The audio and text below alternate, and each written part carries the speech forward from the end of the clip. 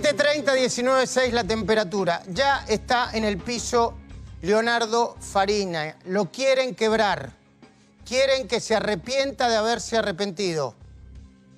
¿Quién está detrás de esta operación contra Fariña? Te lo vamos a explicar enseguida. Enseguida también el jefe de gabinete, Marcos Peña, respondiendo a todo en una de las semanas más difíciles para el gobierno. Además, analizo este libro. Lo acabo de terminar de leer hace 1 hora y media. Completo, ¿eh? Hasta la última página. Es decepcionante, pero recomiendo fervientemente su lectura. Te voy a explicar por qué. Acordate esta palabra, megalomanía. La vamos a utilizar y vas a saber por qué. Y además, está Silvina Martínez.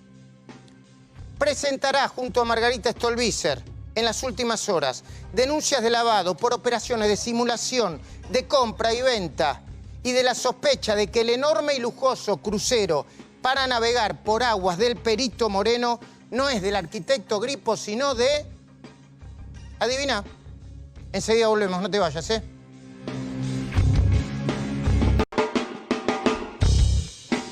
...36, 37, 19:06 la temperatura. Ya llegó a los estudios de América de la Cornisa el jefe de gabinete Marcos Peña. Enseguidita, un mano a mano con él. Enseguidita los anticipos que tenemos de nuestros informes. Pero una pregunta para Leonardo Fariña ahora mismo. Fariña, ¿quién lo quiere quebrar? ¿Quién está detrás de que usted eventualmente se arrepienta de nuevo? Y yo considero que hay un grupo de abogados, empresarios vinculados al kirchnerismo, la mayoría detenidos, que están financiando de alguna manera una operación en conjunto con algunos medios de comunicación y algunos funcionarios públicos que me amenazan públicamente, que no sé si la palabra es para quebrarme, sino para amedrentarme.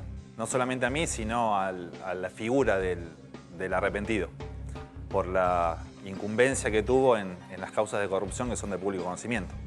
Ahora lo vamos a seguir. Fariña en el piso, en vivo. Enseguida Marcos Peña, ya lo están armando. Estos son los anticipos de nuestros informes. Dale. Este es el módulo 6 de Seiza, en donde funciona el sistema IRIC, de intervención para la reducción del índice de corruptibilidad. Aquí hay 51 detenidos por causas de narcotráfico y de corrupción, la mayoría de los presos K.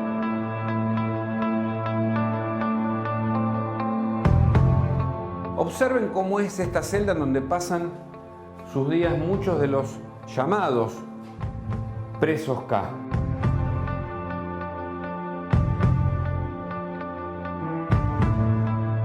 Solamente este año se han vandalizado 117 escuelas en la provincia de Buenos Aires, de enero hasta fin de marzo.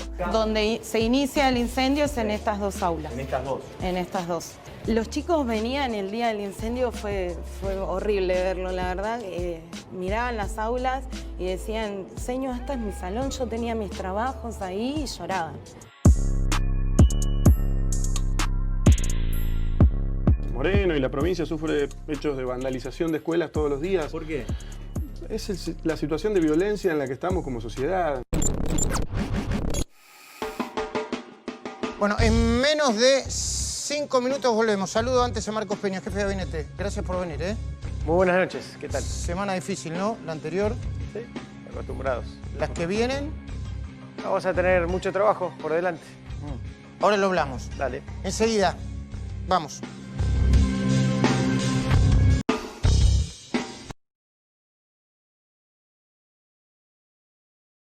Bueno, ¿qué hora es ahora? Estamos en vivo, 20:49, 19:06. Es muy importante analizar este libro y es muy importante ser sincero y no irrespetuoso, respetuoso. Lo que primero voy a decir es que, sinceramente, el libro de Cristina, sinceramente, agrego, me decepcionó. Y además voy a decir que su lectura es imprescindible. Había terminado de leer el viernes, pero durante el fin de semana lo volví a subrayar y a leer a conciencia. Lo terminé de leer hace un ratito. Las 594 páginas de Sinceramente. De nuevo, respetuoso pero muy sincero. Como editor, que lo soy, de la editorial Margen Izquierdo, pero como periodista y autor de libros de no ficción, sinceramente me pareció decepcionante y pobre, muy pobre. Pero como analista político recomiendo de nuevo fervientemente, pero muy fervientemente, su lectura. ¿Por qué me decepcionó? Primero, porque casi siempre se espera de un expresidente un texto a la altura de su investidura. Obama, Clinton, elegí el que quieras.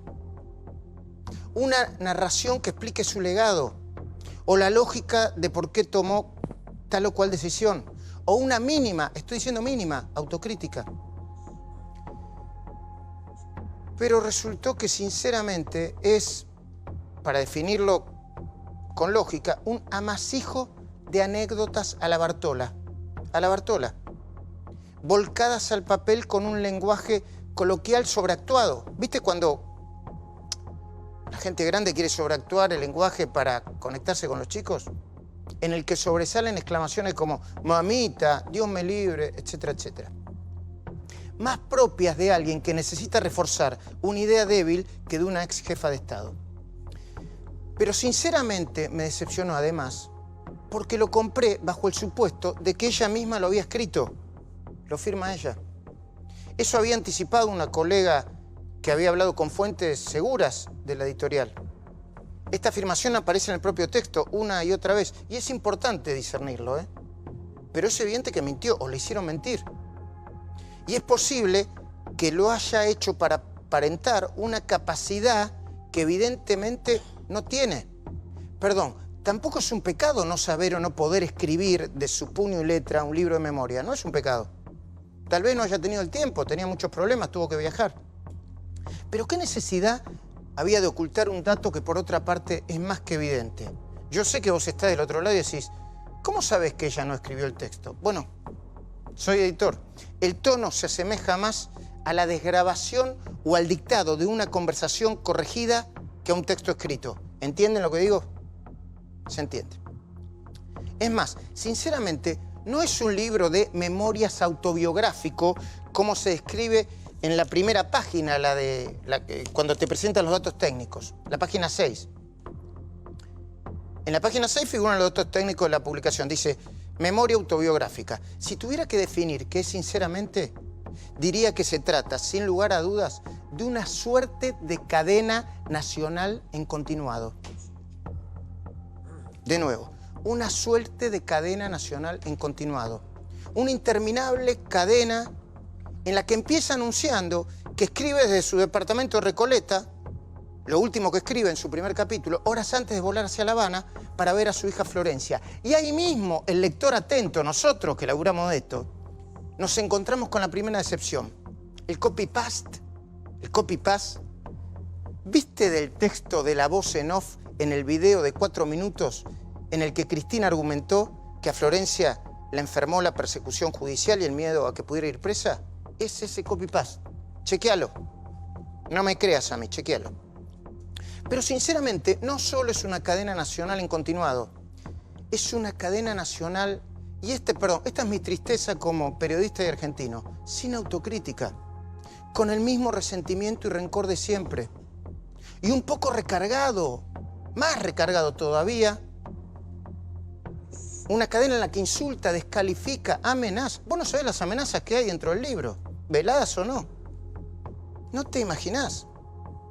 A periodistas. Bueno, yo soy uno de los que nombra. Hay una pregunta que es amenazante. Y termina anunciando que ella va a volver a tomar el poder para poner en orden el caos que generó Mauricio Macri. Ahora se lo voy a preguntar a Peña. Para mí, una versión del vamos por todo más sofisticada, bueno, la palabra sofisticada no es, pero poner más sofisticada, ahora montada sobre los errores del gobierno de Macri, la volatilidad del dólar y la incapacidad de bajar la inflación. ¿Y por qué recomiendo su lectura? Vos me dirás, Manjul, por un lado decís que te decepcionó y por el otro lado recomendás su lectura, sí. Porque sinceramente la muestra tal cual es. Y lo hace de una manera clara, transparente, hasta brutal, diría. Casi como una versión en letras de moldes, como dice ella, de lo que mostraron las escuchas legales que pusimos en el aire en febrero de 2017? Ni más ni menos, parece eso. El lector que llegue hasta el final se va a dar cuenta de datos muy relevantes. A saber, escuchen, porque no es ningún detalle, ¿eh? Coloca en la categoría de presos políticos no solo a Milagro Sala y a Amado Vudú, te lo juro, también a Cristóbal López, a Lázaro Báez, a Julio Devido, presos políticos, no políticos y hombres de negocios presos. Ergo, se podría pensar que si gana las elecciones, va a hacer todo lo posible para presionar a los jueces, sacarlos de la cárcel y activar el denominado Ministerio de la Venganza. Otra, habla, igual que lo hacen, esto corre por mi cuenta, sus talibanes, Leopoldo Moró y Rodolfo Tailhade, de una asociación ilícita. Ella habla, Cristina, integrada por fiscales, jueces, dirigentes de la oposición, dueños de los medios, periodistas, que trabajaría de manera conjunta y coordinada para meterla presa a ella, a Máximo y a su hija. Solamente para eso. A ver, miles y miles de tipos trabajando en consonancia, conspirando, solamente para meterla presa a ella. Ergo, si ella la presenta en este libro como una asociación ilícita, está preparando el terreno para que cuando vuelva pueda denunciar a todos sus integrantes y si puede meterlos presos también. Yo aclaro, antes que me pregunten, ya me preguntaron varias veces, no tengo miedo, no me voy a ir del país, no importa, gane quien gane. Yo trabajo de periodista y voy a seguir trabajando de periodista y me voy a quedar acá. Y miedo no de compadrito, no tengo miedo, trabajo de esto. Incluye en el libro, en esta enorme conspiración contra ella, a los impulsores de lo que denomina la causa de la fotocopia. A Claudio Bonadío, un juez de la Nación, ¿sabés cómo lo llama? Directamente, sicario judicial. Por la duda te comento que sicario significa asesino a sueldo. No reconoce, Cristina, sinceramente, ni la altísima inflación que hubo durante su gobierno. ¿Sabés que no pronuncia la palabra inflación? No la escribe. Nunca, nunca, nunca en el libro, nunca. Así, la de los otros sí. Ni la implementación del cepo. Habla de otro cepo. Dice que ahora hay un cepo a la leche. Ni el falseamiento de las estadísticas de Moreno, hasta que ella se fue, ni la erradicación de la medición del índice de pobreza, ni la bomba de tiempo que implicó el congelamiento de tarifas. No lo menciona.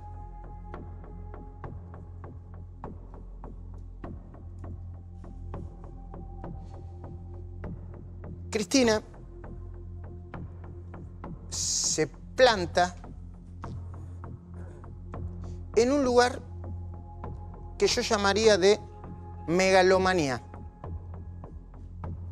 ¿Qué es la megalomanía? Nuestra abuelita le llamaba delirios de grandeza. Todo lo que dice, lo dice alrededor de ella, en contra de ella, a través de ella, a favor de ella.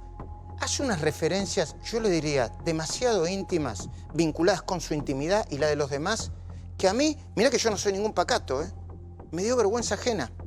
Dice que a ella la adjudicaron después de que Néstor murió un montón de amantes y que más justo hubiese sido que se lo hubieran adjudicado a María Eugenia Vidal. Cuando vos empezás a leer eso decís, ¡uy! Dice, por ejemplo, dentro de su megalomanía, que medidas que son iguales para todos, pero que como las tomó Néstor Kirchner pueden ser buenas y como las toman otros pueden ser caos y desastrosas. Te digo una solamente. Cuando asumió como gobernador en Santa Cruz, Cristina destaca que Néstor Kirchner bajó el sueldo de los empleados públicos durante 2 años, entre el 10 y el 20%. Y cuando termina de contarlo, lo cuenta como una medida estratégica para lograr luego el crecimiento de Santa Cruz. Bueno, vos vas a la cifra y no crece nada Santa Cruz, pero no importa. O sea que Néstor Kirchner no era un ajustador serial en ese momento. Era un genio que le bajó los sueldos a los empleados de Santa Cruz para no echar a nadie y volver a hacer crecer a la provincia. Todo lo demás son ajustadores seriales, desordenados, caóticos.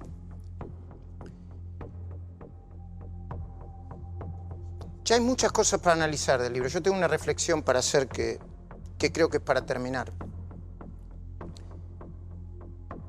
Hay gente alrededor de ella, especialmente Alberto Fernández, yo no sé si con buena intención o mala intención, que nos quiere convencer a un montón de periodistas que Cristina es distinta ahora, que está más buena, que es autocrítica, que aceptó todo. Ustedes no saben lo que es este libro. Es una Cristina auténtica y recargada. No nombra a Massa, pero lo destruye. Y cree que si no lo nombra, le está bajando el precio. Megalomanía pura. Nombra a Pichetto. No nombra a Pichetto, pero lo destruye. Y cree que si ella no escribe el nombre y el apellido de Pichetto, la gente no se va a dar cuenta. Yo le diría a los que tienen esperanzas de que Cristina cambie, que, incluido Alberto Fernández, con mucho respeto lo digo, que lean detenidamente lo que Cristina escribió. Empieza con Florencia y termina con Florencia. Y empieza haciendo un lanzamiento político diciendo que ella solita, va a terminar con el caos y el desorden de la vida que produjo y que viene produciendo, según ella, el gobierno de Mauricio Macri. Yo te recomiendo, por favor, que si tenés tiempo te lo tomes y lo leas. Más allá de que sea decepcionante, no dejes de leerlo. Señor jefe de gabinete, ¿le puedo hacer una pregunta personal? Por supuesto. Espero que no se enoje, ¿eh? Ya me conoces, Luis. Sabes que no me Últimamente enojo. se enoja la gente por... Bueno, le voy a hacer una pregunta. ¿Le dijeron alguna vez que usted, quizá para responder, es demasiado corto, demasiado frío, que no tiene empatía? Le termino, y después lo dejo. Y que incluso cuando responde, deja la sensación en el otro que le está dando clases y que el otro es un ignorante y es muy... Porque no tiene los elementos que tiene usted o los datos que tiene usted. ¿Se entiende, no? Se entiende y cuando uno está en un cargo como el que me toca, Luis, tenés que aceptar las críticas, escucharlas, ver cómo hacer mejor el trabajo. Así que es algo que uno trata de hacer permanentemente. ¿Le dijeron eso alguna vez? Sí, alguna vez. Me han dicho otras cosas también, digamos, ¿Y pero... lo está trabajando? Pero bueno, todo el tiempo trabaja en tratar de ser lo más transparente, de poder hacer lo mejor posible el trabajo. Pero usted no se la sabe todas, ¿no? Nadie se la sabe. Ok. Se habrá equivocado mucho. Todos nos ¿Qué equivocamos. errores cometió como jefe de gabinete? Claramente nosotros consideramos que subimos demasiado la vara en las expectativas en materia de velocidad de los resultados. Creo que eso nosotros lo reconocemos y yo lo reconozco personalmente también, producto de la convicción, por un lado, y por otro lado, producto de las ganas de poder mostrar ese camino en el que seguimos creyendo que la Argentina que eligió un cambio puede estar mejor y tiene que persistir en ese camino. Y ese camino va más allá de las dificultades que nos enfrentemos en el mismo. ¿Y eso qué fue? ¿Exceso de entusiasmo? Porque mire, yo estuve anotando los adjetivos que le adjudican a este gobierno, ¿eh? Fue exceso de entusiasmo es uno. Soberbia, ineptitud, insensibilidad, negación o subestimación de la herencia. Los tiene, ¿no? Se los Podemos ir uno por uno, uno. si querés. Soberbia. A ver, insisto en un punto que hablamos antes. El tamaño de la magnitud del desafío que enfrentamos en diciembre de 2015 implicó una enorme cuota de voluntad y de convicción que muchas veces se puede haber asemejado a la soberbia. Cuando uno entra en una dinámica de cambio y de transformación de una sociedad con tantos problemas estructurales como esta, se enfrenta a gente que no quiere a veces esos cambios. Y entender cuándo hay que vencer esas resistencias o cuándo a veces uno tiene que convocar, incorporar y sumar más, bueno, es una tarea delicada. Ineptitud. En este sentido, ¿quiénes dicen ineptitud? Venían, se suponía que sabían de economía y poco de política. Hicieron un desastre con la economía, fracasaron, no les salió bien. Eso es ineptitud. ¿Hay ineptitud en el gobierno? Yo creo que no. Yo creo que cuando uno mira la pantalla integral, el combate al narcotráfico, si uno mira el vínculo con el mundo, si uno mira el plan de obra pública más transparente y ambicioso de nuestra historia, si uno mira la recuperación de la matriz energética, si uno mira la calidad institucional, si uno mira la cuestión de las libertades que se han desarrollado, y si uno mira incluso muchos logros que se fueron dando en materia económica hasta que nos pegó la crisis el año pasado, yo creo que se va a ver que ha habido un trabajo en equipo con logros concretos, muchos de los cuales parecían imposibles cuando arrancamos. Ahora, eso no quita que uno no pueda cometer errores o por ahí subestimar algún punto. ¿Insensibilidad? Le digo en Es que... muy sobre subjetivo la Bueno, sensibilidad. pero le digo porque en el tema de las tarifas. Yo siempre reconocí, como muchos otros, que está muy atrasada la tarifa y que era una bola de nieve que había que desarmar. Pero la insistencia por subir y subir tarifa y subir tarifa, yo creo que pegó muchísimo en el salario, en el bolsillo, en el ánimo. Y ustedes seguían pam, pam, pam, pam. Bueno, ¿No había un poco de insensibilidad en eso? hubiéramos sido felices pudiendo plantear que seguir regalando la energía nos hubiera generado más energía, pero nos habíamos quedado sin energía.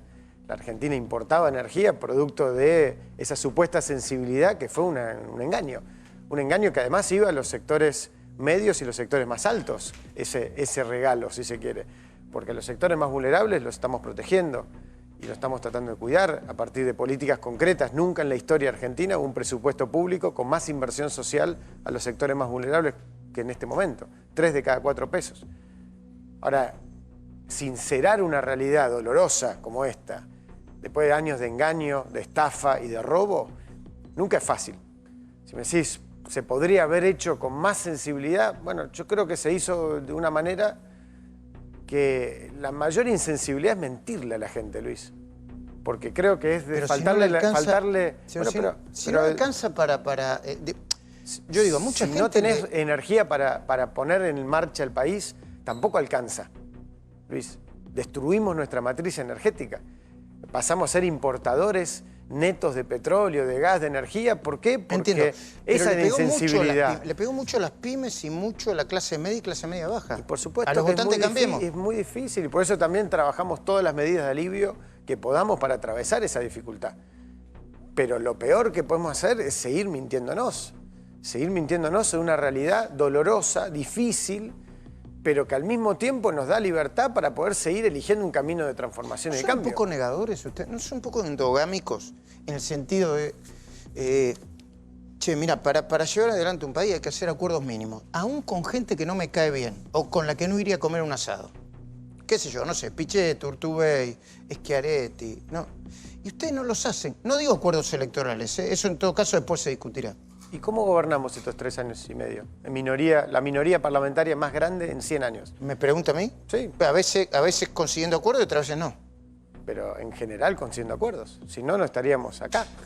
Hemos sacado presupuestos de equilibrio fiscal que nunca se habían logrado. Digamos. Hemos logrado transformaciones institucionales. El mismo miércoles pasado se votaron por unanimidad casi una ley de economía del conocimiento, se votaron leyes sobre el narcotráfico.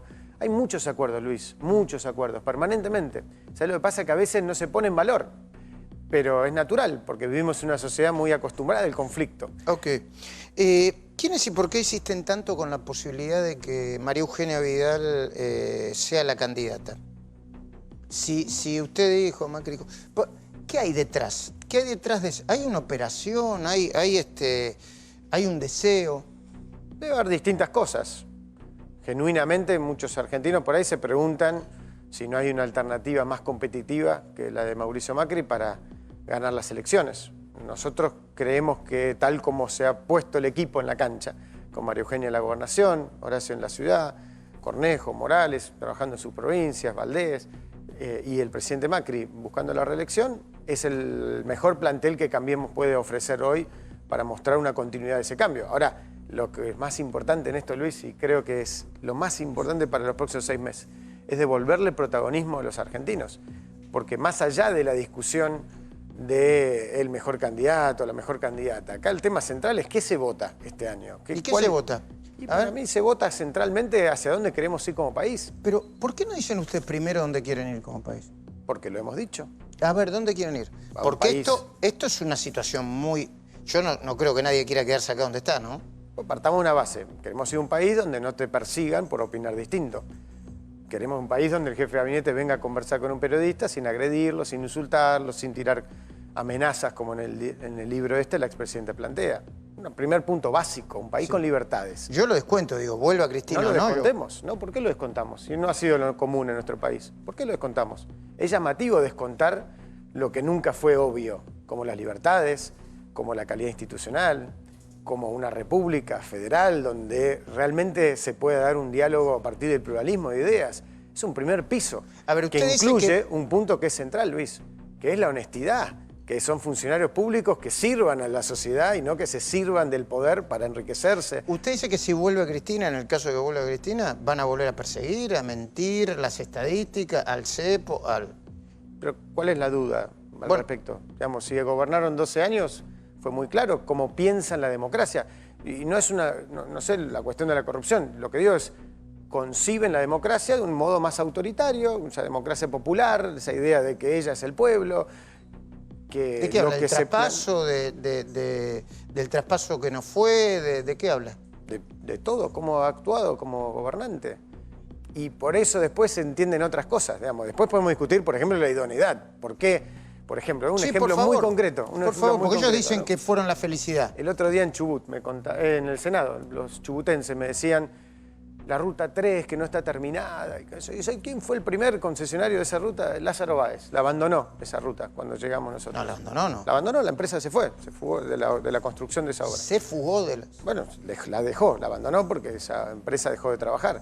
Se relicitó, ganó Cristóbal López, la dejaron también. Entonces, al final del día, la matriz de un gobierno que se concibe dueño del poder y no servidor del pueblo, de servidor de los ciudadanos, lo que termina generando es esa mezcla de corrupción, ineficiencia, que te lleva, ayer recién lo hablaba con Guillo Dietrich, la Ruta 8, la autopista demorada hace mucho tiempo, ¿no? En estos 3 años hicimos, creo que no sé cuántos kilómetros más que en los 12 años anteriores, y eso ya hoy implica salvar vidas.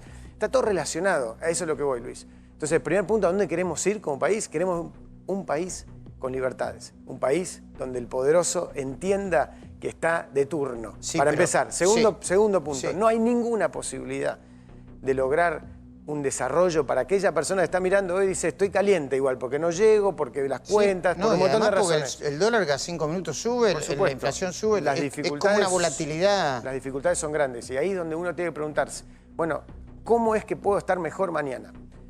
Y ahí es donde creo que todos tenemos que empezar a plantear cuáles son esas opciones hacia adelante. Nosotros creemos, cuando decimos hacia dónde vamos, que los únicos países que se han desarrollado en el mundo son aquellos que entienden que se tienen que integrar a la economía mundial, que tienen que tener reglas de juego, que tienen que tener transparencia. Lo que hace Colombia, Brasil, bueno, Todos Chile. los países que se han desarrollado en el planeta, Luis.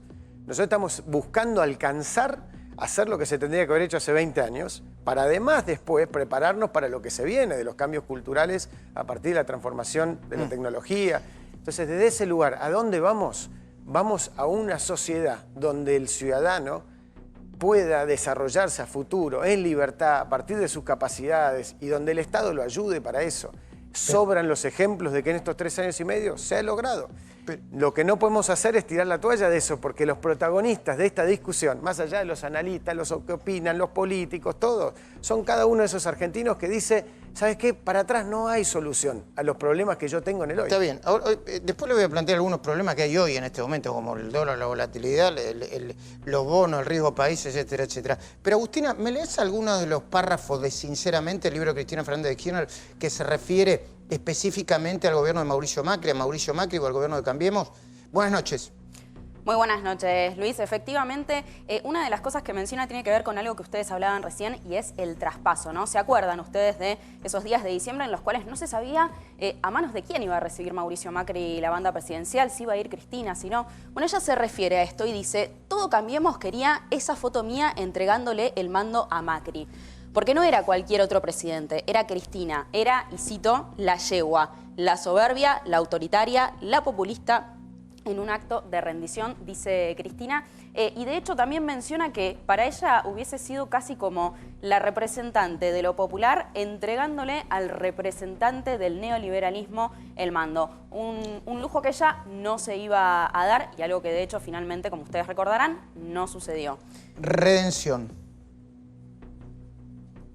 ¿Escuchó? Sí. Yo creo que ese acto de no traspaso fue un ejemplo muy claro de... Rendición, no redención. Es que me contagié de la megalomanía. Sí.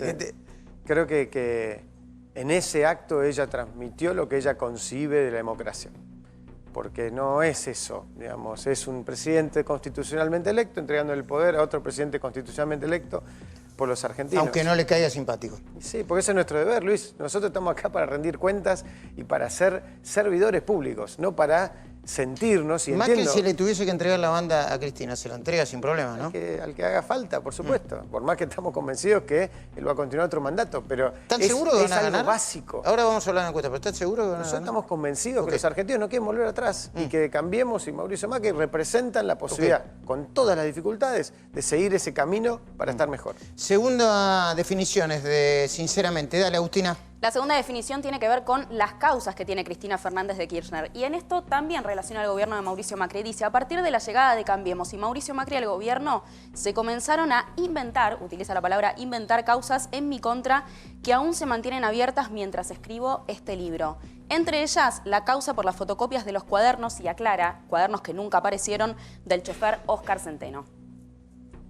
¿Qué es usted sobre la causa de los cuadernos? Ahora vamos a hablar un poco de la justicia, pero ¿usted la fogonea en la causa de los cuadernos? A ver, me parece, no, claramente no, pero me parece que hay un problema que lo transmite con mucha transparencia, que lo que sí hay que reconocer de este libro, que es lo que ella piensa.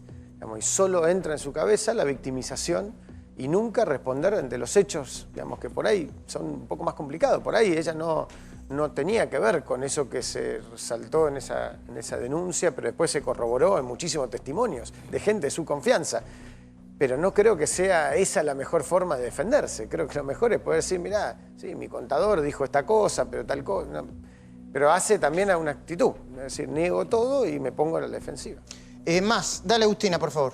Habla acá específicamente del gobierno de Mauricio Macri. Lo define como una catástrofe económica y una tragedia social, provocadas por las propias políticas programadas y ejecutadas desde el 10 de diciembre de 2015.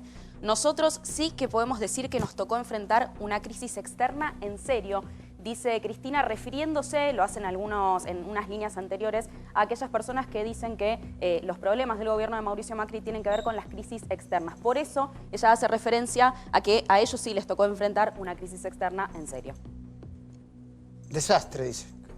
Creo que es una cosa interesante que leía también. Ella cuenta que en el 2015, en su libro, subió 1 punto del PBI el gasto público para tratar de ganar la elección. ¿Para qué? Y no vincula una cosa con la otra, digamos, no vincula, ella dejó un país maravilloso. Que se lo explique todo, explíqueselo. ¿Por qué explicarlo? Digamos, la Argentina que nos dejaron, una Argentina quebrada, que en base a quemar todas las reservas que teníamos, del Banco Central, de energía, etcétera, con dejarnos una infraestructura colapsada, con dejar un problema de pobreza estructural enorme, pero además un déficit fiscal que se volvía inmanejable.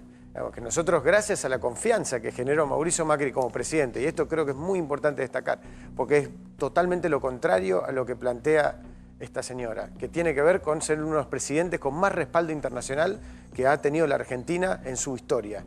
Y eso es un activo que tenemos que cuidar, porque hoy, siendo un país incumplidor en nuestra historia, tener un presidente que todas las economías más importantes del mundo le han dado su respaldo, es un activo que hay que cuidar mucho. Ahora, está bien, pero aún así, ¿cómo se puede aguantar? ¿Cuánto más se puede aguantar? Una semana como la anterior, con casi el 10% de suba del dólar y y superando el 1000% del riesgo país, aunque bajó de nuevo. ¿Cuántas semanas más? La Argentina, hasta que pase su elección, va a vivir en un contexto de mucha fragilidad y volatilidad. Esto es como una coctelera. Y sí, pero... ¿No tienen herramientas para tratar de...? Nos encantaría, Luis, poder tener más certidumbres en lo electoral para ofrecer al mundo, pero el mundo lo que está diciendo es la Argentina va para allá o va para el otro extremo. Ahora, ese otro extremo, mientras sea una posibilidad, a nosotros nos da miedo. Genera una parálisis de primero resuelvan los argentinos y hay herramientas muy concretas. Digamos, si los dirigentes opositores dijeran nosotros no vamos a defaultear, nosotros no vamos a incumplir los acuerdos en general. Lo dijo Pichetto el otro día. Sí, Miguel, pero Miguel Pichetto es una persona muy responsable. Creo que muchos dirigentes que lo hagan, incluyendo la expresidenta, pueden colaborar a reducir esa volatilidad. Nosotros mientras haremos todas las... ¿Usted le pediría a la expresidenta que diga eso? No, creo que los argentinos se lo tienen que exigir. No me toca a mí pedirle nada, digamos. Nosotros lo que vamos a hacer es seguir siendo consecuentes con nuestro mensaje, evitar romper reglas de juego, trabajar en construir un mensaje de futuro y convocar a todos los argentinos a sentirse dueños de este camino, porque de vuelta la incertidumbre lamentablemente la vamos a tener de acá hasta la elección. Y eso es producto de un país frágil. Sí, está bien. Pero ustedes nos hacen responsabilidad de parte de la fragilidad, porque parte de la política económica son de estos 3 años, Peña. O sea, no es solamente la incertidumbre electoral. Hay una situación estructural de la economía, de la política económica, financiera, que es su responsabilidad. No, suya también, la del gobierno. Sí. A ver, nosotros nos hacemos responsables de todo lo que nos toca y por eso contestamos permanentemente, explicamos, hemos dado pero explicaciones. Si hay distintas maneras de ver la misma situación. Yo le acepto que hay una parte de incertidumbre electoral y que el riesgo país es parte del riesgo Cristina, si usted quiere. Pero todo lo demás es responsabilidad de este gobierno. Pero la responsabilidad de este gobierno es tratar de salir de ese lugar de quebranto que nos dejaron la Argentina. 3 años. Sí, por supuesto, y va a tardar más, Luis. Esto es un proceso, porque no son 3 años, además, el problema del quebranto. No son ni siquiera los 12 del kirchnerismo, son 70, 80, 100 años de incumplimiento como país, de incapacidad de derrotar la inflación, de incapacidad de poder generar un modelo de desarrollo inclusivo. Eso lo estamos solucionando ahora de raíz, de fondo, no con parches, no con medidas. Si nosotros hoy hiciéramos medidas de corto plazo que pongan en jaque eso, la poca credibilidad que le queda a la Argentina va a sufrir más y los argentinos no van a estar mejor. Y los precios esenciales, ¿y eso no es hacer un poco de kirchnerismo con buenos modales, un poco de populismo? No, se lo pregunto sin saberlo, No, porque son acuerdos de precios trabajados con las empresas, dentro de las reglas vigentes, también poniendo una herramienta en la cancha como la lealtad comercial, la defensa de la competencia, la defensa del consumidor, para justamente proteger a los consumidores y a los ciudadanos de cualquier abuso por parte de las empresas. Pero no tenemos a un Moreno gritando con una pistola en la mesa, o sea, eso que ellos dicen sabemos hacer. Eso es un camino hacia estar peor los argentinos. De vuelta, si ningún país del mundo logró desarrollarse con un Moreno gritándole a la gente que baje los precios, es porque eso no funciona como camino. Entonces me parece que es central recordar, más allá de Macri, más allá de Cambiemos, más allá de Cristina, los argentinos, qué tipo de sociedad queremos vivir. Última placa del libro, sinceramente, y después le voy a hacer unas preguntas tipo ping-pong para el final. Dale, Agustina. En la placa anterior definía al gobierno de Mauricio Macri. En esta define directamente a Mauricio Macri. Esto es lo que dice. Si alguien me pidiera que definiera a Mauricio Macri en una sola palabra, la única que se me ocurriría es caos.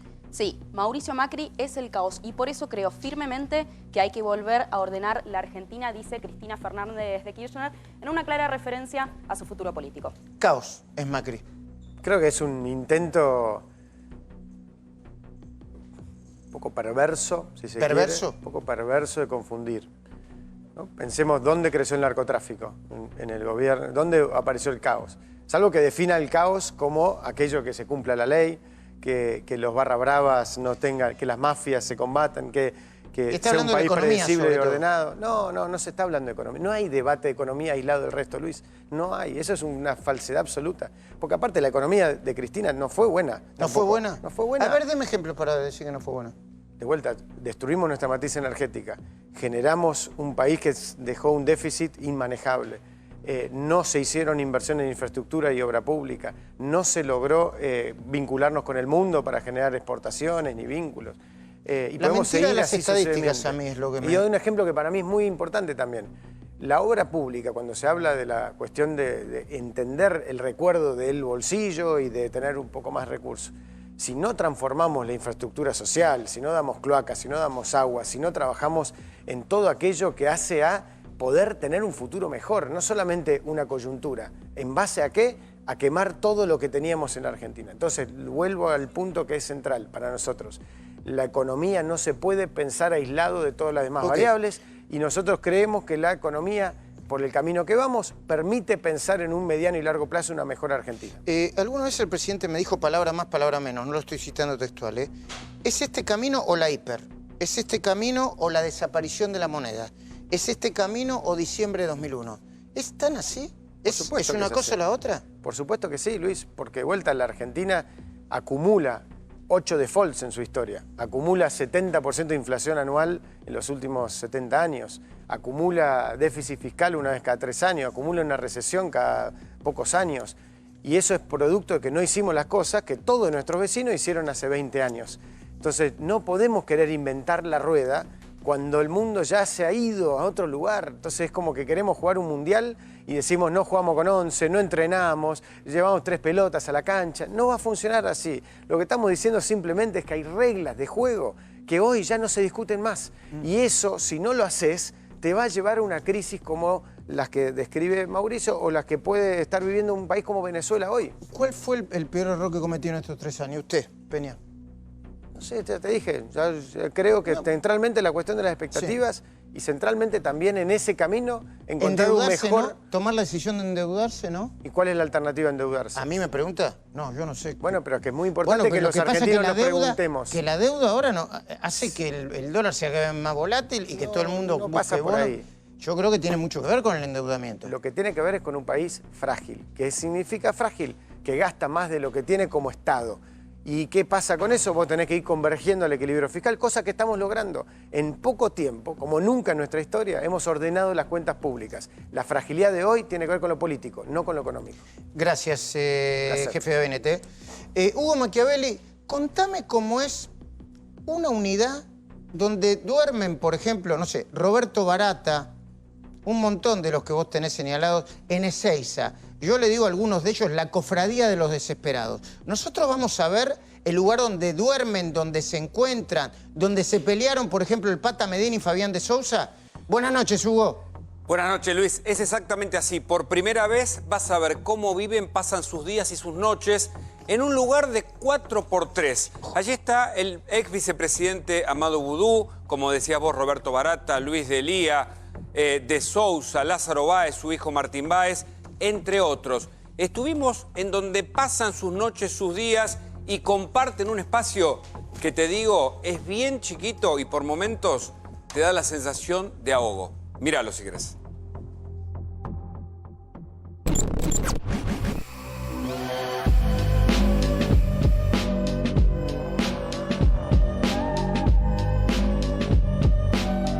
La cárcel de Ezeiza tiene una capacidad para 2.500 internos. Hoy la habitan 2.413. Está dividida en 7 módulos con sus respectivos pabellones. Cada pabellón tiene 50 celdas, inclusive el Hospital Penitenciario Central. En el módulo 6 funciona el sistema IRIC, en donde están los presos por corrupción y narcotráfico. Este es el módulo 6 de Ezeiza, en donde funciona el sistema IRIC, de intervención para la reducción del índice de corruptibilidad. Aquí hay 51 detenidos por causas de narcotráfico y de corrupción, la mayoría de los presos K.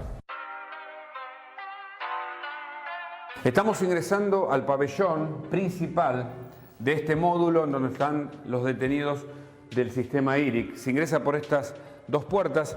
Son todas celdas, una al lado de la otra. Vamos a ingresar a esta. Con una doble traba tiene, por supuesto, una puerta bien pesada. Aquí está la bacha, una bacha incorporada, con agua para lavarse, para higienizarse.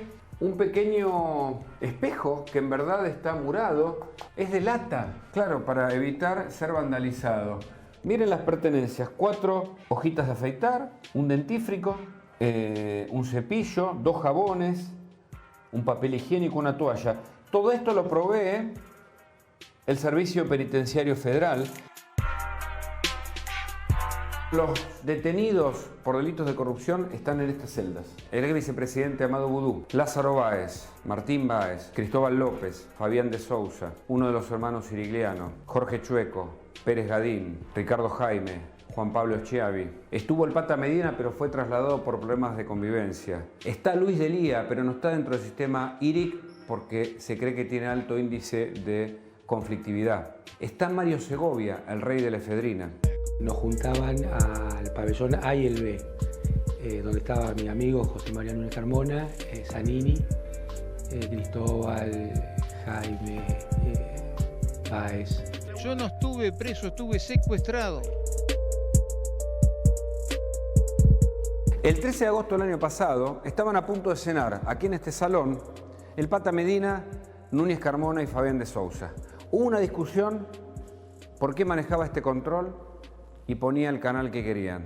Esa discusión en la que casi se van a las manos terminó con el Pata Medina expulsado de este de este servicio penitenciario, y también del IRIC, de este sistema para presos especiales. Estábamos conversando los dos en el Zoom. Y sí, estamos en el módulo 3, en el pabellón 7 y el IRIC. Y claro, yo tenía mi enojo con Beraldi. Entonces, él un poco como diciéndome que no tenía sentido enojarme con Beraldi y todo esto, que aparte había pagado 7 millones de dólares para como que estuviéramos todos.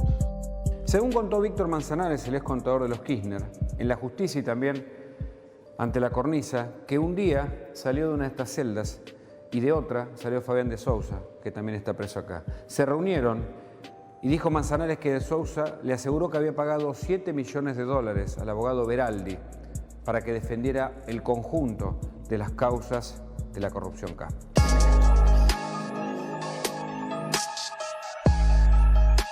Siete y media de la mañana, cada guardiacárcel abre una de estas 15 celdas y los detenidos salen a este salón para ir a desayunar. Y también entre ellos se organizan para llamar por teléfono. Pueden cocinar, tienen este horno eléctrico y unas normas de convivencia que ellos mismos hicieron. El llamado por teléfono en general está arreglado a partir de 15 minutos por cada interno. El detalle ocurre luego del desayuno. Cada uno sale a distintas actividades. Dentro de este módulo, los detenidos estudian en aulas como esta. Aquí se hacen talleres, pero también se estudian idiomas, se dan cursos y la Universidad de Buenos Aires, por ejemplo, enseña 2 carreras aquí. Este es uno de los talleres en donde los detenidos trabajan. Lo que tienen que hacer acá es reparar estas sillas, muchas de las cuales se mostraron en un informe de la cornisa, que habían sido abandonadas y dejadas en un depósito. Reparan tanto bastones para discapacitados como sillas destruidas. Los detenidos aquí de este pabellón, el módulo 6, en Ezeiza. Aquí trabajan, parte de su día.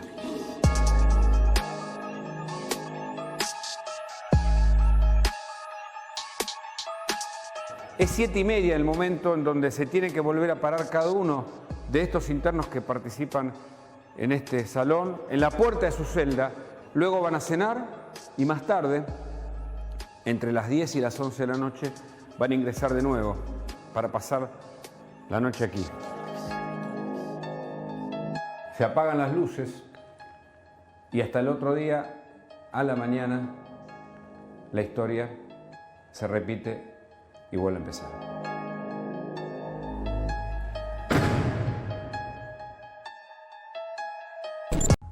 De nuevo, ¿Manzanares habló porque estaba presionado y yo no aguantaba un minuto más en la cárcel? Eso se lo tenés que preguntar a él porque ¿Vos por qué? Es todo subjetivo. ¿Y vos? Yo estuve mucho tiempo detenido, me tocó vivir lo de mi padre, tuve un episodio de inseguridad, me vi completamente abandonado y es una cuestión introspectiva de la fantasía que fue mi vida hasta el día que caí detenido. ¿Viste la entrevista a Manzanares? Sí. ¿Escuchaste y viste cuando dijo que se sintió abandonado y solo? Es que eso es un denominador común. O sea, Manzanares ya está desconocido, es mal. No me extrañaría que mañana digan que nunca fue el contador de la presidente. ¿Cuándo vos me dijiste la palabra desconocido? Sí, todos, no, desconocer. Esta gente tiene por... ¿Viste? Esto es como si se sube Cristina y su banda toda en una lancha. Y a medida que van las olas hay que empezar a descartar peso, bueno, van tirando. Tiramos primero a este, primero al otro, tiramos a Lázaro, tiramos a De Vido, tiramos a López, ahora tiramos a Manzanares. Son todos desconocen la actividad delictual que llevan adelante durante su mandato puestos por ellos. Yo me reía porque sinceramente dice, está la familia de Macri en los Panama Papers. Efectivamente está. Pero no dice que está Daniel Muñoz, que es el secretario. ¿Sabes, Luis? Esa es una cuestión, ese es un monumento de kirchnerismo.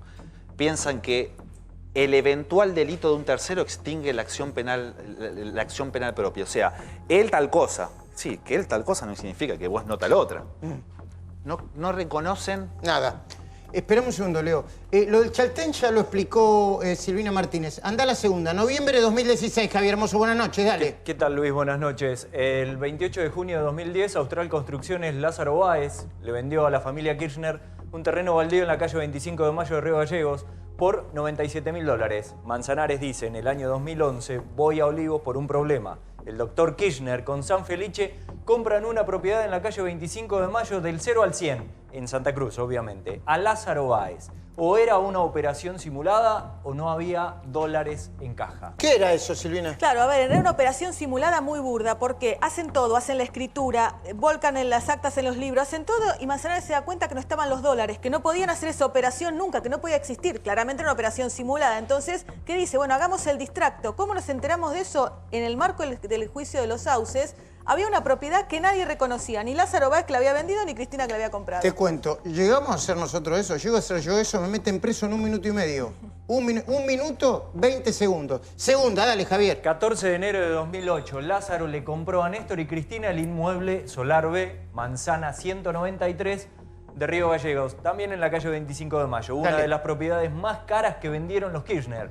3.170.000 pesos, a ese momento eran $1.680.000. ¿Y qué dice Manzanares? Hasta el año 2010, por lo menos, fue uno de los depósitos de los millones de dólares por pago de coimas. Íbamos desde el aeropuerto hasta la casa donde vivía la madre de CFK. Silvina. Madre de Néstor Kirchner, en realidad. Se trataba de otra venta simulada a Lázaro Báez. Cortito, para que se entienda, 2008-2009 necesitaban blanquear plata, necesitaban tener efectivo para poder justificar la compra de hoteles. ¿Qué hacen? Le venden un montón de propiedades, trucha a Lázaro Báez. Una de esas, la casa de la madre de Néstor Kirchner, que utilizaban como depósito de los bolsos de coimas. Una más rápido, Javi. Manzanares dice, Austral construye los sauces y los Kirchner no pagan un solo centavo.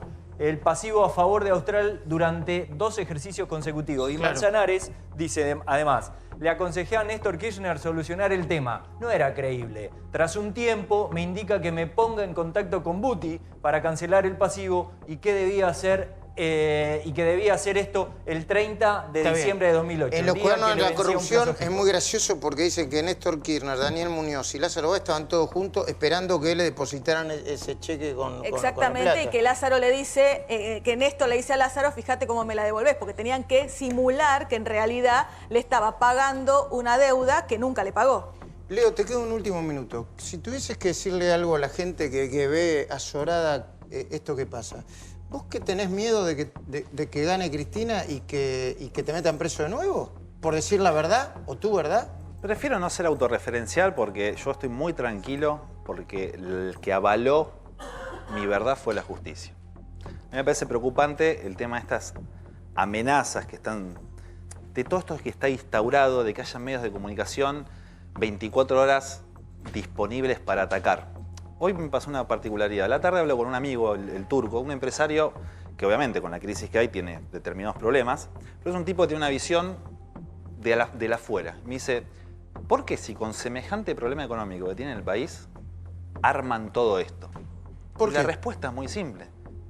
Porque tienen que defenderse con mentira de algo que es verdad. Están completamente desesperados. El grado de avance que tuvo esto, el nivel de probanza que tuvo esto, no lo puedes tapar ni siquiera con la situación económica del país. Aunque gane Cristina. Entonces tienen que operar. Vos fijate que el miércoles me pasó, yo declaro en el juicio, Leandro Báez reconoce mi actividad para con el padre. Leandro Báez, el hijo de Lázaro, dice textualmente, las cosas, la caja la manejaba Lázaro y el trato de Fariña era con el padre. Reconoció la flota de teléfonos que yo había dicho que nos manejábamos con Lázaro. Y al otro día pongo página 2 y la tapa es Fariña confirmó todo lo que dijo la abogada Robles. O sea, una fake news, pero completa. La verdad, aunque sea con tiempo, siempre prevalece. Gracias, Leonardo. Gracias, Silvina. Quédense mirando. Hoy tiene programón Luis Novarecio, se los garantizo. Quédense mirando ahora y nosotros nos vemos el domingo que viene en vivo, como siempre, en La Cornisa 2030. Chao.